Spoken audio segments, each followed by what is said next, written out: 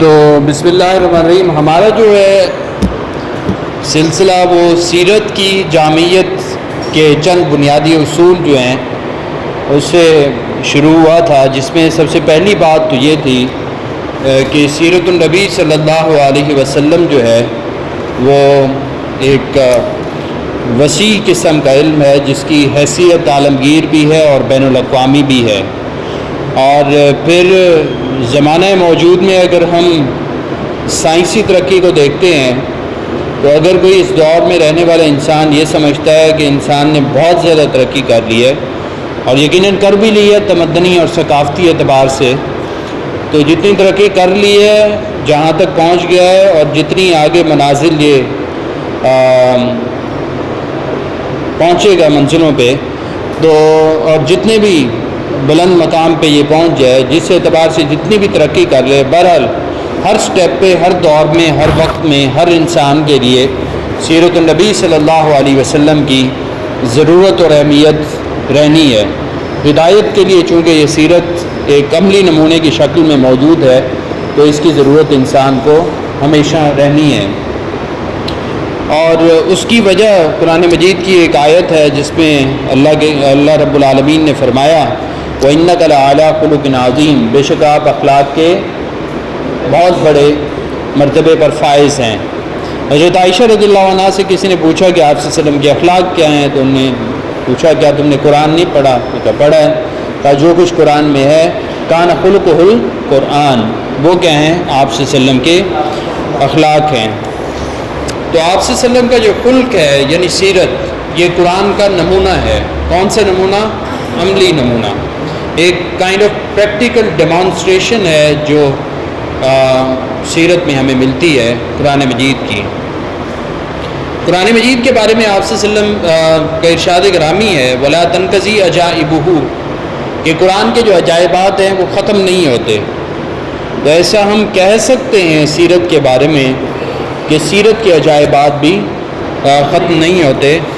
اور قرآن کے عجائبات کی نوعیت کیا ہے؟ علمی، تو اس کے مقابلے میں سیرت کے عجائبات کی نوعیت کیا ہے؟ عملی ہے۔ یعنی قرآن کا جو کہا ہوا ہے وہ سیرت کے اندر وہ کیا ہوا ہے، یعنی عملی پہلو ہمیں نظر آتا ہے۔ اور اس کے بعد اس کی کچھ مثالیں ہیں جس سے ہم سمجھیں گے کہ کس طرح سے قرآن مجید کے جو مختلف مضامین ہیں وہ اپنی نوعیت اور مناسبت کے اعتبار سے سیرت کے مضامین سے ثابت ہیں یا ان سے ملتے ہیں۔ مثلاً قرآن مجید میں اللہ رب العالمین کی ذات اور صفات کے بارے میں بات کی گئی ہے، تو اللہ کی ذات اور صفات، اس کا عملی پرتو ہے آپ صلی اللہ علیہ وسلم کے عقائد، نظریات کی صورت میں۔ جو کچھ آپ صلی اللہ علیہ وسلم کے عقائد تھے وہ قرآن میں ذات و صفات باری تعالیٰ ہے، یعنی جو اللہ کی ذات کے بارے میں آیا ہے قرآن میں، یا اللہ کی صفات کے بارے میں آیا ہے، تو وہ ہمیں آپ صلی اللہ علیہ وسلم کے عقائد کی صورت میں اس کی عملی تصویر نظر آتی ہے۔ ایسا ہی ہے نا، قرآن مجید میں مختلف احکام دیے گئے، مثلا نماز پڑھنے کے اور زکوٰۃ دینے کے، یا دیگر احکام جو ہیں، اب وہ عملی شکل میں ہمیں نظر آتے ہیں آپ صلی اللہ علیہ وسلم کے اعمال کی صورت میں۔ آپ صلی اللہ علیہ وسلم نے نماز پڑھ کے دکھائی، صلو کما رأیتمونی اصلی، ایسے ہی ہے نا۔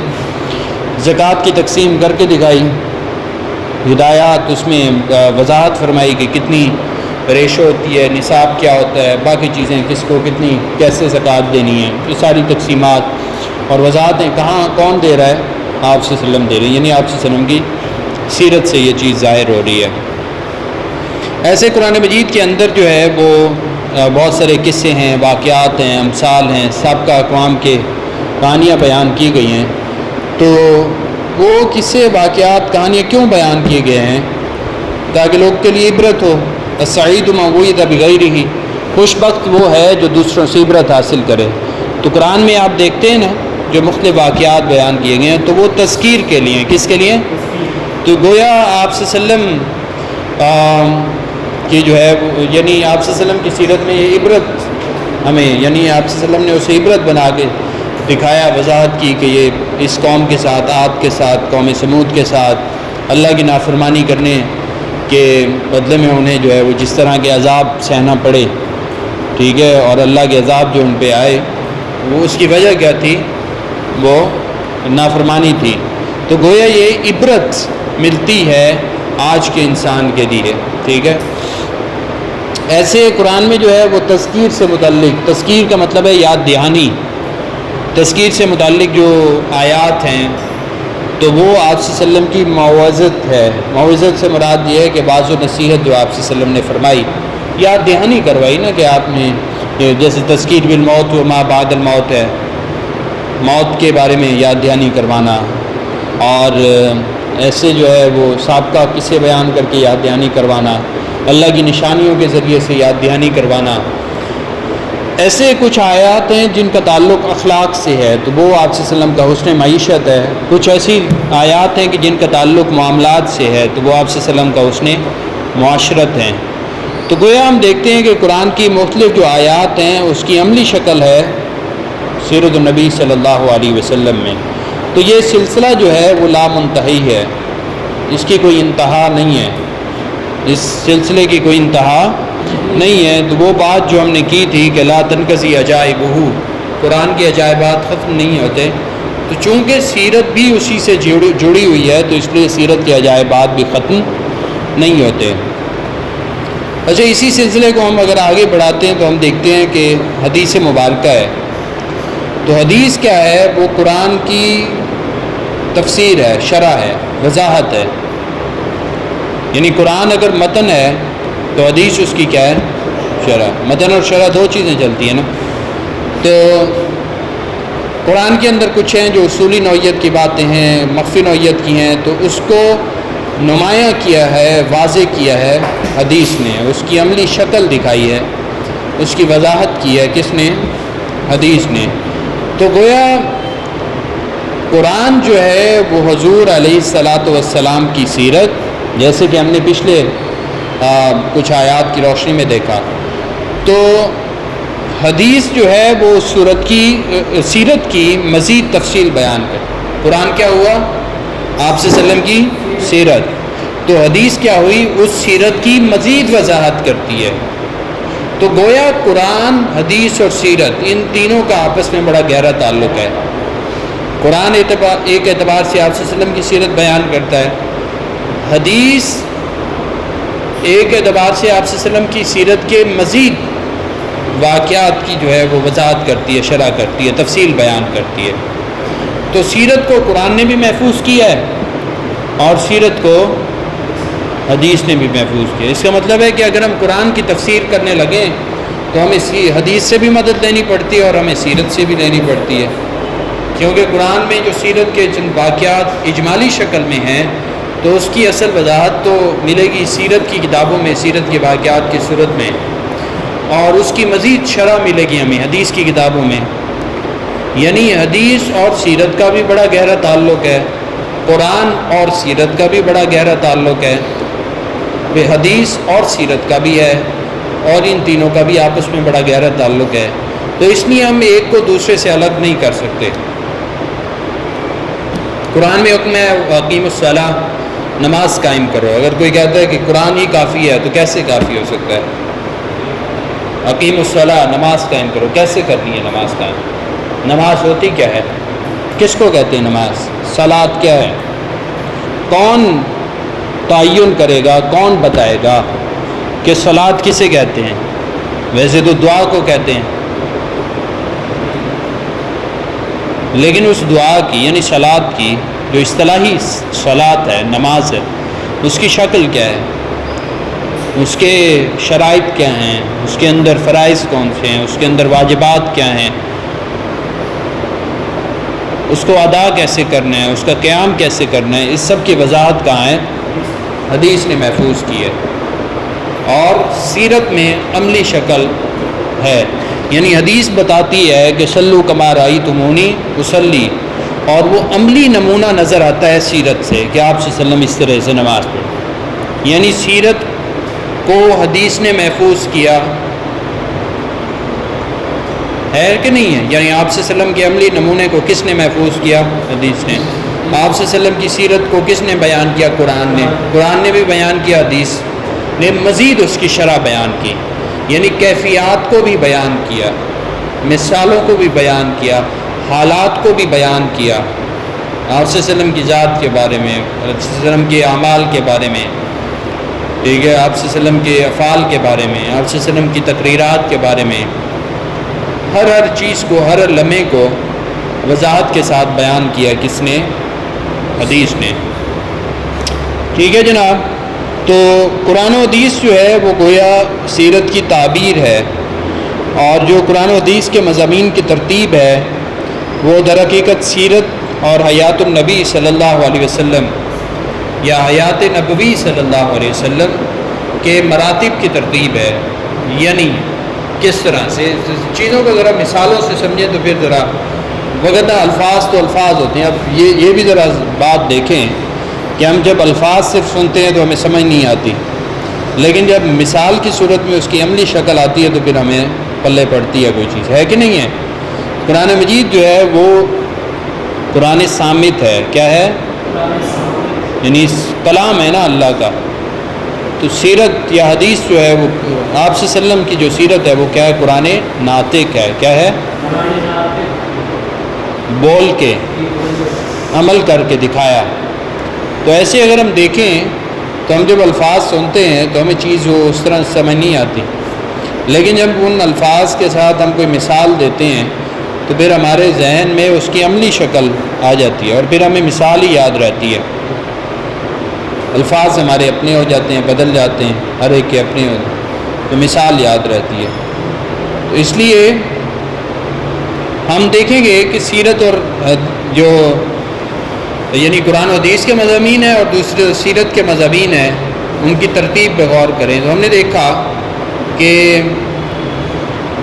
جو پرائرٹی دی گئی ہے، یعنی ترتیب، آرڈر جو ہے وہ پہلے ایمان کو ہے، عقائد کو ہے، اور پھر عبادات کو ہے، ایسے ہی ہے نا۔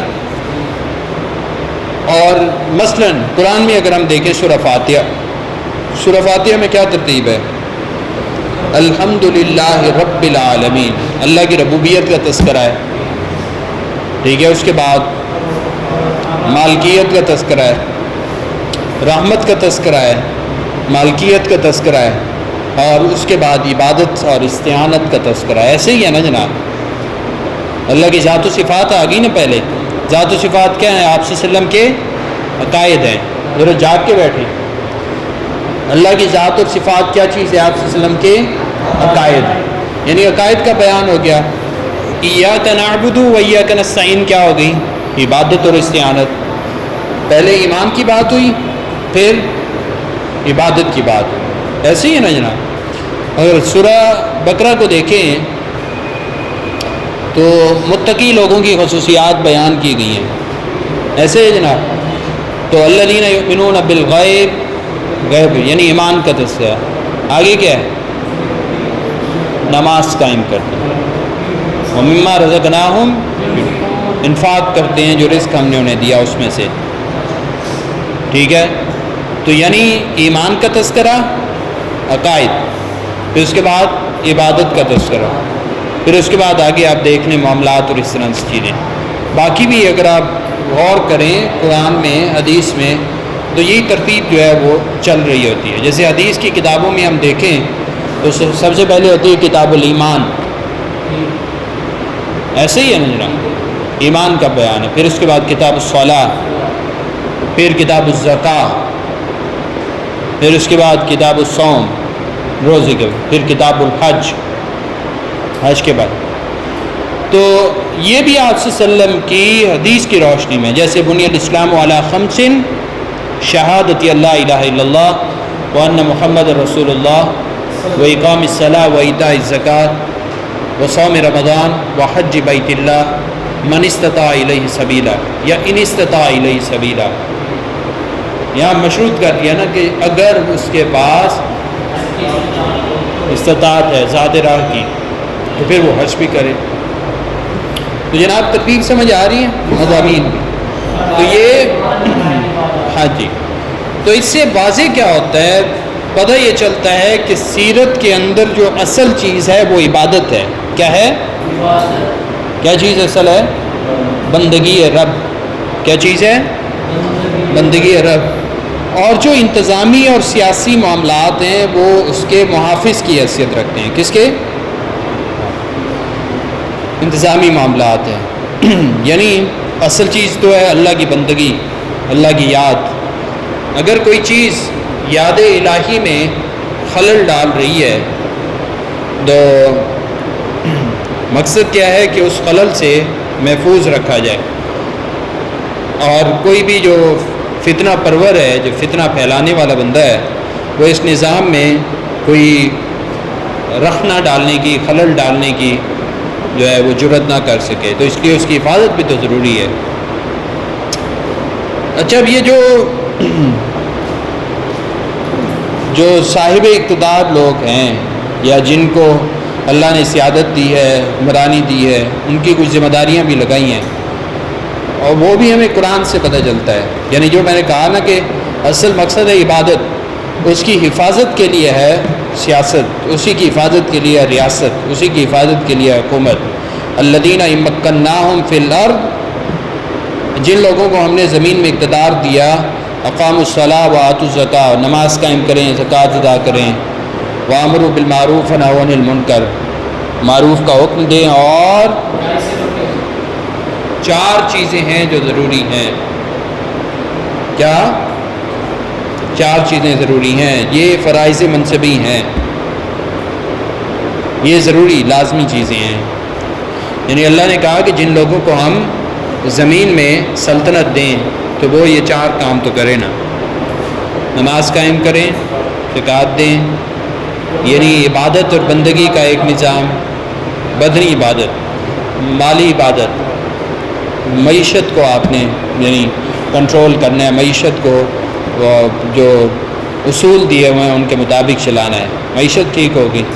پھر اوورآل امر بالمعروف ونہی عن المنکر، نیکی کا حکم ہے اور برائی سے روکنا ہے، یہ بھی کس کی ذمہ داری ہے؟ صاحب اقتدار لوگوں کی، ہے کہ نہیں؟ تو اسی چیز کو اگر ہم سامنے رکھیں تو انبیاء کو جن کو سیاست دی گئی، سیاست یا ریاست کے معاملات سنبھالنے کے لیے کہا گیا، تو وہ ان کو کہا گیا کہ جہاں پہ جس وقت میں جس جگہ پہ ضرورت تھی ان چیزوں کی تو اسے کہا گیا۔ اب اس کو ہم ریلیٹ کرتے ہیں آپ صلی اللہ علیہ وسلم کی آیات مبارکہ سے، آپ صلی اللہ علیہ وسلم کی سیرت سے، تو ہمیں پتہ چلتا ہے کہ آپ صلی اللہ علیہ وسلم نے نبوت کا اعلان کرنے کے بعد سب سے پہلا جو کام کیا وہ کیا تھا؟ عقائد کی اصلاح۔ پہلا کام کیا تھا جناب؟ صحابہ کرام کو بھی اسی کی تربیت دی، اور عقائد کے بعد آ جاتی ہے عبادت۔ کیا آ جاتی ہے؟ عبادت، ٹھیک ہے۔ مکی دور میں جو صورتیں نازل ہوئیں اس کے اگر مضامین پہ آپ غور کریں تو آپ کو یہ نظر آئے گا کہ عقائد، عبادات، اور پھر اس کے بعد جو ہے اخلاقیات، تزکیہ، یعنی آخرت بھی تو اسی میں آ جاتی ہے نا، عقائد۔ تو جناب یہاں پہ جو نتیجہ نکلتا ہے وہ یہ ہے کہ سیرت کا جو اساسی پہلو ہے، بنیادی پہلو ہے، وہ ہے بندگی رب۔ کیا ہے؟ جس کو ہم کہتے ہیں عبادت۔ کیا کہتے ہیں جناب؟ تو سیرت جو ہے وہ دنیا کے جملہ معاملات کو، جتنے بھی معاملات ہیں ان کو اسی بندگی کے رنگ میں رنگا دیکھنا چاہتی ہے، عبادت کے رنگ میں رنگا ہوا دیکھنا چاہتی ہے کہ ہر معاملے میں عبادت کے کیا مطلب ہے؟ عبادت کسے کہتی ہے؟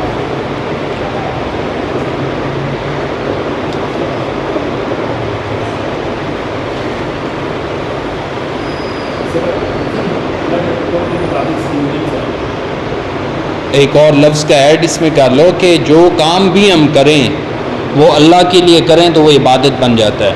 ہم جو کام کریں وہ اللہ کے لیے کریں تو وہ کیا بن جاتا ہے ہمارے لیے؟ وہ کیا ہے؟ لیکن وہی کام ہم اپنے نفس کے لیے کریں تو وہ عادت ہے۔ کیا ہے؟ عادت ہے۔ تو عادت اور عبادت میں بے کا فرق ہے، تو اس کو میں انٹرپریٹ کرتا ہوں بے کو بندگی سے، عادت اور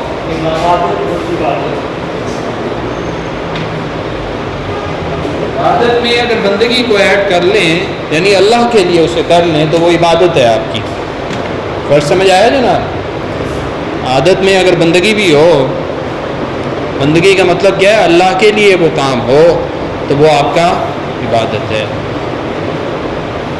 اسی کو حدیث مبارکہ میں کہا گیا انما الاعمال بالنیات، اعمال کا دار و مدار نیت۔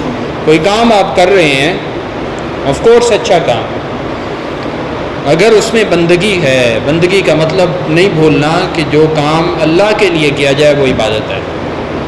کیا جناب؟ کسی سے دشمنی بھی اگر آپ اللہ کے لیے کریں گے وہ بھی عبادت ہے۔ الحب فی اللہ والبغض فی اللہ، کسی سے محبت بھی اللہ کے لیے تو وہ عبادت ہے، کسی سے بغض بھی اللہ کے لیے۔ جہاد کا تصور یہی ہے نا کہ اب جن لوگوں کے خلاف جہاد کیا جاتا ہے وہ بغض فی اللہ ہوتا ہے نا، اللہ کے لیے ہوتا ہے، فتنے کو ختم کرنے کے لیے۔ یعنی جو چیز اللہ کی بندگی میں رکاوٹ پیدا کرتی ہے وہ آپ کا اپنا نفس بھی ہو سکتا ہے، آپ کی اپنی خواہشات بھی ہو سکتی ہیں، یہ اندرونی چیلنجز ہیں، ہرڈلز ہیں، کچھ بیرونی دنیا سے بھی ہو سکتے ہیں، جہاں سے بھی ہوں، اس کے خلاف جو آپ کھڑے ہوتے ہیں، کس کے لیے؟ کیونکہ وہ چیز اللہ کی بندگی کی راہ میں رکاوٹ ہے، تو یہ کوشش جو ہے وہ جہاد کہلاتی ہے۔ تو اس کوشش کا آغاز آپ کے اپنے نفس سے ہوتا ہے۔ تو جو ہم عادت ہوتی ہے وہ کام ہوتا ہے ہمارا ہمارے نفس کے لیے، اور جو عبادت ہوتی ہے وہ کام ہوتا ہے ہمارا ہمارے رب کے لیے، اللہ کے لیے۔ تو عبادت اور عادت میں تو یہ فرق ہے جناب۔ تو اس کا مطلب ہے کہ ہمیں عبادت میں رہیں، یعنی عبادت کا دائرہ کار بہت وسیع ہے۔ میں اس میں دوبارہ ایڈ کر رہا ہوں، ہر وہ کام جو اللہ کے لیے کیا جائے۔ کیا جناب؟ یعنی اگر آپ یہاں پہ تشریف فرمائے ہیں اور آپ کہتے ہیں کہ میں اللہ کے لیے اس دین کو سیکھ رہا ہوں، تو یہ آپ کی عبادت ہے بیٹھنا۔ لیکن اگر آپ کے مقاصد درِ پردہ کچھ اور ہیں تو پھر وہ آپ کی عادت ہوگی، عبادت نہیں ہوگی۔ لیکن یہی آپ کی عادت عبادت بن سکتی ہے۔ بندگی والا بے ایڈ کرنے کی ضرورت ہے اس میں۔ اگر بے کو ایڈ کر دیں، بے سے مراد بندگی، تو پھر آپ کی وہ کیا بن جائے گی؟ عبادت بن جائے گی۔ اس کو ہم کہتے ہیں تفویض۔ کیا کہتے ہیں جناب؟ تفویض کا مطلب کیا ہے؟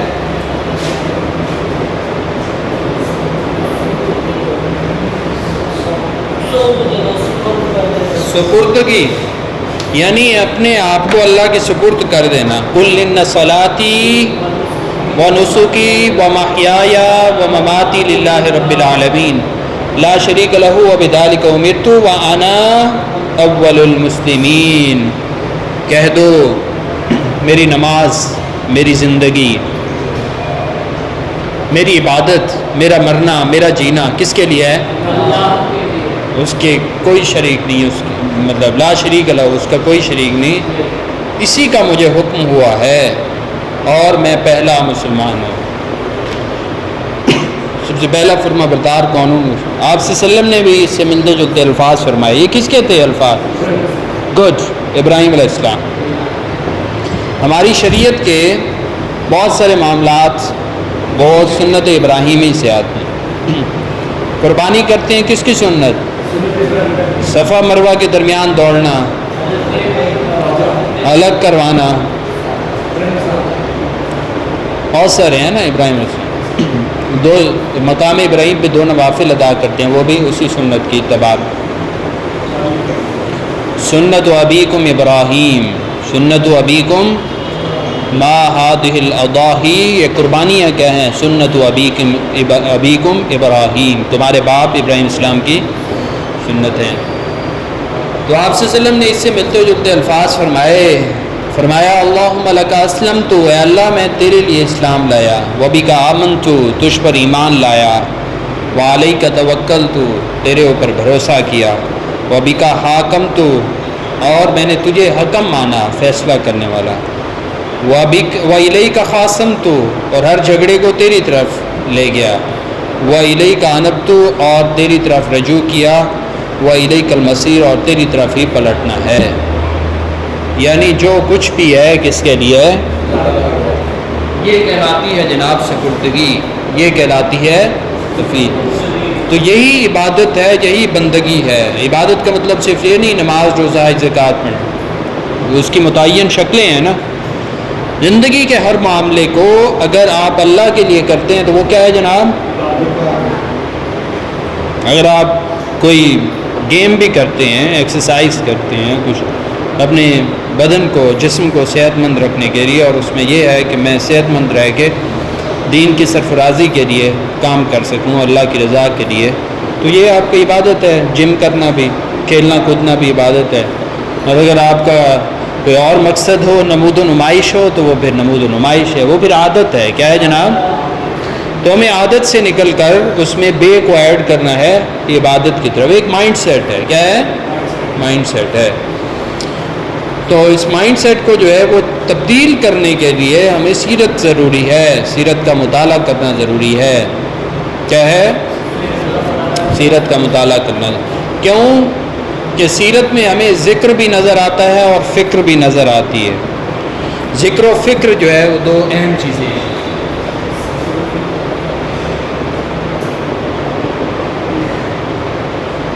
یعنی ایک بندہ دانش مند ہے، عقل مند ہے، اس کے اندر دو چیزیں ہونا ضروری ہیں۔ کتنی جناب؟ اس کے اندر فکر بھی ہو اور ذکر بھی ہو۔ فکر کیا ہے جناب؟ فکر کیا ہے؟ سوچ بچار، آپ کے خیالات، آپ کے افکار، آپ کے نظریات، آپ کے عقائد۔ اور ذکر کیا ہے؟ عبادت۔ ٹھیک ہے؟ تو اللہ کی یاد، کانا یذکر اللہ علی کل احیانہ، یعنی آپ صلی اللہ علیہ وسلم ہر لمحے اللہ کا ذکر کرتے رہے۔ کان دائم الفکرتی حزینا، یعنی آپ ہمیشہ متفکر رہتے تھے، غم زدہ رہتے تھے۔ یہ آپ صلی اللہ علیہ وسلم کی، یعنی سیرت سے پتہ چل رہا ہے نا کہ آپ صلی اللہ علیہ وسلم کی سیرت میں فکر بھی ہے اور ذکر بھی ہے۔ تو گویا آپ صلی اللہ علیہ وسلم کی سیرت میں نہ تو ہمیں ملوکیت نظر آتی ہے، نہ غلبہ اور قہر نظر آتا ہے جیسے دنیا کے نظام ہے جو ہیں باطلہ، ان میں نظر آتی ہیں چیزیں۔ نہ تسلط ہے، نہ تعیش ہے، نہ تزین ہے، اور نہ آرائش و زیبائش ہے، نہ راحت طلبی ہے، بلکہ کیا ہے؟ نیاز کشی ہے، عبودیت ہے، بندگی رب ہے، اطاعت ہے، فرما برداری ہے۔ یعنی خوئے ذکر بھی ہے اور بوئے فکر بھی ہے، یعنی ذکر بھی ہے اور فکر بھی ہے۔ تو اس کا مطلب یہ نکلا جناب کہ کوئی بندہ دانش مند نہیں ہو سکتا اگر اس میں صرف فکر ہو، جیسے فلسفیوں کے اندر ہوتی ہے نا، سوچ بچار اور فکر کرنا، اس کے ساتھ ذکر ہونا بھی ضروری ہے۔ اس کے ساتھ کیا ہے؟ ذکر ہونا بھی ضروری ہے، یعنی ذکر بھی ہو فکر بھی ہو۔ مطلب یہ نکلا کہ عشق کے ساتھ عقل ہونا ضروری ہے، عقل بھی ہو اور عشق بھی ہو۔ محبت ہے تو ساتھ میں بصیرت ہونا بھی ضروری ہے۔ بصیرت کا پتہ ہے نا کیا ہوتی ہے؟ بصارت ہوتی ہے یہ والی، ان آنکھوں سے جو ہم دیکھتے ہیں اس کو کیا بولتے ہیں؟ اور دل کی آنکھیں بھی ہوتی ہیں، دل کے کان بھی ہوتے ہیں، سنا ہوا ہے نا؟ تو اگر دل کی آنکھوں سے دیکھیں تو اسے بصیرت کہتے ہیں۔ کیا کہتے ہیں؟ تو اس کا مطلب ہے بصارت بصیرت دونوں، ٹھیک ہے؟ تو محبت جو ہے وہ ہوش مندی کے ساتھ ہو، ہے کہ نہیں ہے؟ تو اس لیے آپ صلی اللہ علیہ وسلم کی سیرت اگر ہم پڑھیں تو اس میں دونوں چیزیں ہیں، ذکر بھی اور فکر بھی، اور اسی کا جو ہے وہ ایک بہترین امتزاج ہے آپ صلی اللہ علیہ وسلم کی سیرت۔ تو خلاصہ یہ نکلا کہ ہماری جو زندگی ہے یا سیرت کی روشنی میں ہم دیکھیں تو وہ تین اس کے پہلو بنتے ہیں، تین شعبے بنتے ہیں۔ کتنے جناب؟ تین شعبے بنتے ہیں۔ کون سے؟